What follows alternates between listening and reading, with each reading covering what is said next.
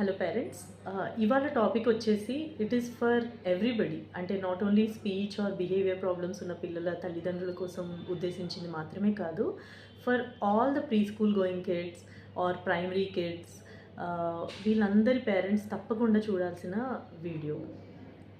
అన్ఫార్చునేట్గా last డెకేడ్లోంచి మన education సిస్టంలో ఎంత ఎక్కువగా మార్పులు వచ్చాయంటే, ఒక సైడ్ నుంచి మనం నాలెడ్జ్ని చాలా ఫాస్ట్గా ఇంప్రూవ్ చేస్తున్నాం, చిన్నపిల్లలే చాలా తెలివిగా ఉంటున్నారు, మనము 5th 6th క్లాస్లో నేర్చుకునేది వాళ్ళు 1st 2nd క్లాస్లలోనే నేర్చుకుంటున్నారు అని ఒక సైడ్ నుంచి మనం మురిసిపోతున్నా, ఇంకో సైడ్ నుంచి అసలు ద ఓవరాల్ ఎడ్యుకేషన్ అనేది ఇంత బర్డెన్సమ్గా, ఇంత ప్రెషరైజ్డ్గా మనం చేస్తున్నాము, ఇది కరెక్టేనా అని అందరం మనల్ని మనం క్వశ్చన్ చేసుకోవాలి. I'm not Poynting fingers at any particular either school కానీ, టీచర్స్ కానీ, ట్రైనర్స్ కానీ, పేరెంట్స్ వైపు కాదు. It is a collective responsibility. అసలు ఇంత ప్రెషర్ పిల్లలకి అవసరమా? ఈ వీడియో చేయడానికి ముఖ్య ఉద్దేశం ఏంటంటే, నా దగ్గరికి చాలామంది పేరెంట్స్ స్పీచ్ అండ్ బిహేవియర్ ఇష్యూస్తో పిల్లల్ని తీసుకొచ్చినప్పుడు వాళ్ళ ఆ బిహేవియర్ ఇష్యూస్, స్పీచ్ ఇష్యూస్ అన్నీ సెటిల్ అయిపోతూ ఉంటాయి. ఇప్పుడు నెక్స్ట్ ఆల్మోస్ట్ యునానిమస్గా అందరూ చెప్పే కంప్లైంట్ ఏంటంటే, రైటింగ్కి ఇంట్రెస్ట్ చూపించట్లేదు, కూర్చుని రాయడానికి ఇంట్రెస్ట్ చూపించట్లేదు అని. So this is becoming almost like a norm. అంటే ఒకప్పుడు ఓకే, ఒక 100 మంది పిల్లల్లో ఎవరో ఒక 10 మందికి రైటింగ్ ఇంట్రెస్ట్ లేదు అంటే, ఇప్పుడు ఆల్మోస్ట్ లైక్ అవుట్ ఆఫ్ 100 80% పిల్లల్లో రైటింగ్ ఇబ్బంది అనే చెప్తున్నారు. సో ఎక్కడ ప్రాబ్లం జరుగుతోంది?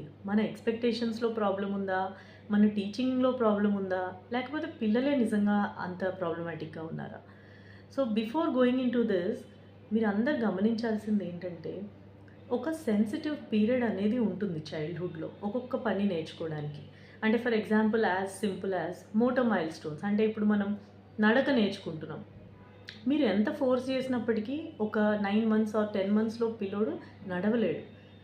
When they are ready to walk, they will start walking.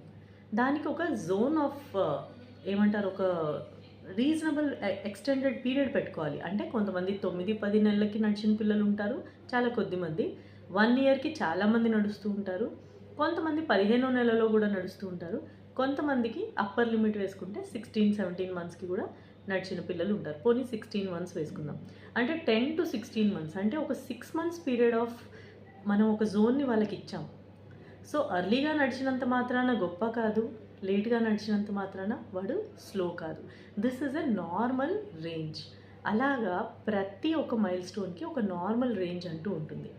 So for writing అసలు ఏంటి నార్మల్ రేంజ్ అంటే, వాడికి ఈ గ్రిప్ అనేది కరెక్ట్గా వచ్చి, వాడిలా వేళ్ళని నొప్పి లేకుండా బెండ్ చేసి ఇంట్రెస్ట్తో రాయాలంటే యూజువల్గా అది ఏ ఏజ్కి వస్తుంది అంటే, the range is between 3.5 to 4.5. So it's a very wide range, 3.5 to up to 4.5 range. So అన్ఫార్చునేట్గా మనం ఏం చేస్తున్నామంటే, కొంతమంది పిల్లలు ఎవరైతే 2.5, 3K వాళ్ళు రాయడానికి ఇష్టపడుతున్నారో వాళ్ళని చూసి మనము ప్రతి ఒక్కరూ నేర్పిస్తే ఆ జోన్లో రాసేస్తారేమో అన్న కంగారుతో ప్రతి ఒక్కరిని మనం ప్రెషరైజ్ చేస్తున్నాం. As early as play group అంటున్నాం, కానీ అక్కడ ప్లే ఎక్కడ ఉంటుంది? అన్నీ రైటింగ్ స్కిల్స్ మీదే ఉంటుంది. అసలు వాడికి ఇంట్రెస్ట్ ఉందా లేదా దీంట్లో అన్నది పట్టించుకోకుండా మనం నేర్పించడం వల్ల కంప్లీట్గా ఇది బ్యాక్ ఫైర్ అయ్యే ఛాన్సే చాలా చాలా ఎక్కువ. ఈవెన్ 3.5 yearsకి కూడా మనం వాళ్ళకి నేర్పించమనేది ఏంటంటే ఓన్లీ ప్రీ రైటింగ్ స్కిల్స్. అంటే ఈ 3 వేళ్లతో కలిసి వాళ్ళు చేసే యాక్టివిటీస్ అన్నిటినీ మళ్ళీ అందులో ఫన్గా ప్లే విధానంలో నేర్పిస్తే వాళ్ళు రేపు పొద్దున 4 to 5 మధ్యలో చాలా ఇష్టంగా రాయడానికి చూస్తారు. బట్ ఇదే ప్రాసెస్ని కనుక మనం రివర్స్లో చేస్తే, అంటే ఫస్ట్ నుంచే మనం ఒక ప్రెషరైజ్డ్ మోడ్లోకి తీసుకెళ్తే వాళ్ళకి రైటింగ్ అంటేనే వెగటు పుట్టేస్తుంది, which is unfortunately the situation right now in majority of the metros. అసలు సింపుల్ లాజిక్ బట్టి చూస్తే అసలు పిల్లోడు ఎప్పుడు బలపం కానీ, చాక్ పీస్ కానీ, పెన్సిల్ కానీ పట్టుకుని రాయాలంటే మనం అక్షరాభ్యాసం చేశాకే.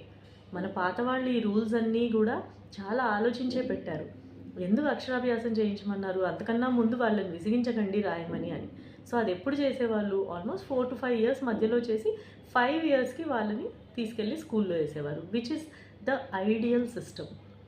మనం ఆ ఐడియల్ సిస్టమ్ని వెస్ట్రన్ వరల్డ్ని కాపీ చేస్తూ క్రెషెస్ అని, దాని తర్వాత ప్లే స్కూల్స్ అని, దాని తర్వాత కిండర్ గార్డెన్స్ అని, now we are almost pushing the child to do things much before వాడి మెచ్యూరిటీ లెవెల్ కన్నా, which is going to be definitely very harmful. ఇది ఎందుకు నేను ఇంత ఖచ్చితంగా చెప్తున్నాను అంటే, almost all the Scandinavian countries or all the European countries or even for example Canada etc. వీటిలో అసలు ఈ రైటింగ్ అనేది బిఫోర్ 5.5 ఇయర్స్ అసలు ఉండదు. It is only activity based learning. అంటే ఐదర్ మాటలతో కానీ, రైమ్స్తో కానీ, పాటలతో కానీ, యాక్టివిటీస్తో కానీ, క్రియేటివ్ కైండ్ ఆఫ్ ప్లేతో కానీ, ప్రిటెండ్ ప్లేతో కానీ, గ్రూప్ యాక్టివిటీస్తో కానీ వాళ్ళకి కాన్సెప్ట్స్ని నేర్పిస్తారు అంతే. When that boy or girl is ready at 5 years to right, అప్పుడు వాళ్ళు 10 రోజుల్లో నేర్చుకునేదాన్ని మనము at the age of 3 years వాళ్ళని ఇలా లిటరల్గా పట్టుకుని ఒక 3-4 months నేర్పించి, వాళ్ళని ఏడిపించి, మనం ఏడ్చి, ఇంత కష్టపడి నేర్పించాల్సిన అవసరమే లేదు. So I think as a whole the parents, teachers, play groups, everybody has to slow down on this. Pre writing skills అనేవి చైల్డ్ ఎంజాయ్ చేస్తూ చేయాలి తప్ప కష్టంగా ఏడుస్తూ అస్సలు మీరు చేయించొద్దు. So having said this, 4 pointers మీరు చూడండి.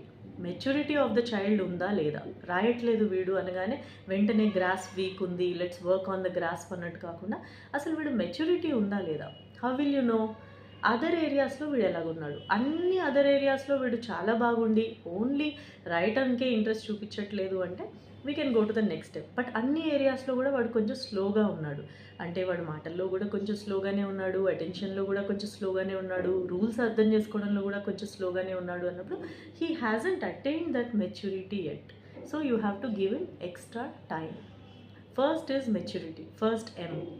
Second M very important is, నేను ఎప్పుడు ఎవరినైనా అడిగినప్పుడు పిల్లలకి pre writing skills or writing మీద ఇంట్రెస్ట్ చూపించాలి ఆర్ రైటింగ్ నేర్పించాలంటే ఏం చేయాలి ఒక్కటి చెప్పండి టిప్ అంటే, స్టాండింగ్ లైన్స్ నేర్పించాలండి, స్లీపింగ్ లైన్స్ నేర్పించాలి, కర్వ్స్ నేర్పించాలి అని చెప్తారు. But this is the method. నేను అడుగుతుంది ఏంటంటే, what is the thing that will actually drive a child towards writing, that is motivation. ఒక చైల్డ్ అసలు మీ తరఫు నుంచి మీరు యాజ్ అ పేరెంట్ అనుకుంటున్నారు, ఓకే బై 3.5 years అందరు పిల్లలు రాస్తున్నారు, మనవాడు ఎందుకు రాయట్లేదు. But from the child's perspective అసలు నేను ఎందుకు రాయాలి, అందులో ఏముంది, ఏబిసిడి నాకు వచ్చు, నేను పాడుకుంటున్నాను, ఇప్పుడు ఎందుకు నేను రాసి చూపించాలి. ఎట్ దాట్ ఏజ్ వాళ్ళు మీకోసం చేయరు, ఏదైనా వాళ్ళ కోసం వాళ్ళు చేస్తారు. సో వాళ్ళు అందులో ఎంజాయ్ చేస్తే వాళ్ళు తప్పకుండా చేస్తారు. పాతకాలంలో చూడండి, ఇటువంటి ఫోర్సే లేనప్పుడు పిల్లలు చాక్ పీస్ తీసుకుని మొత్తం వాల్స్, గదులు అన్నీ రాసేసేవాళ్ళు. నాకు ఇంకా గుర్తుంది, మా మదర్ నాకు చెప్పారు, నేను మొత్తం A అని ఆల్మోస్ట్ ఒక 100 times మొత్తం ఒక వాల్ మీద రాశాను. సో అది నేను ఎంజాయ్ చేశాను కాబట్టి నేను రాశాను, అంతే తప్ప ఎవరో నా వేలు పట్టుకుని ఫోర్స్ చేస్తే నేను రాయలేదు. సో వాళ్ళు అలా ఎంజాయ్ చేసేలాగా మనం ఏం చేయొచ్చు అన్నది మనం ఆలోచించాలి. సో దాన్ని ఫన్తో ఇన్కార్పొరేట్ చేయాలి. థర్డ్ M ఏంటంటే very important again, it is the method of training. ఈ straight line, standing lines, curved లైన్సే అయినప్పటికీ in what method are you teaching will have a huge role to play. So ఇమీడియట్గా pencil పట్టుకుని రాయించకుండా చాలా ఫన్నీగా, like for example ఇలాంటి ట్రేలో sand లాంటిది వేసి సున్నాలు చుట్టించడం, లేకపోతే ఒక పిండి లాంటిది వేసి అందులో సున్నాలు చుట్టించడం, లైన్స్ లాంటివి వేయించడం. ఆర్ ఫర్ ఎగ్జాంపుల్ మీరు లాలీపాప్ లాగా డ్రా చేస్తే వాడన్నిటికీ స్టిక్స్ పెట్టడం, మీరు ఫేస్ లాగా డ్రా చేస్తే వాడన్నిటికీ ఐస్ పెట్టడం, మీరు కార్ బస్ వేసిస్తే వాడన్నిటికీ వీల్స్ పెట్టడం, ఐస్ క్రీమ్ స్కూప్ వేస్తే వాళ్ళు పైన స్కూప్స్ దిద్దించడం. సో ఇలాగ మీరు ఫన్ వేలో కనుక కర్వ్ లైన్స్, స్ట్రేట్ లైన్స్ ఇవన్నీ నేర్పిస్తే ఏ పిల్లోడు కూడా దాన్ని రెసిస్ట్ చేయలేడు. And fourth M is mentor.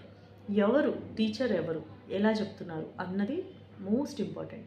ఒక టీచర్ ఎవరైతే వాళ్ళతో పాటు వాళ్ళని అర్థం చేసుకుని, వాళ్ళ లెవెల్ అర్థం చేసుకుని ఫోర్స్ చేయకుండా నేర్పిస్తారో వాళ్ళ దగ్గర చైల్డ్ 10 times బెటర్గా పర్ఫామ్ చేస్తారు. ఎవరైతే ఫోర్స్ చేస్తున్నారో, ప్రెషర్ పెడుతున్నారో వాడికి ఉన్నది కూడా వాడు చేయడానికి ఇష్టపడడు. So this basic concept everybody needs to have.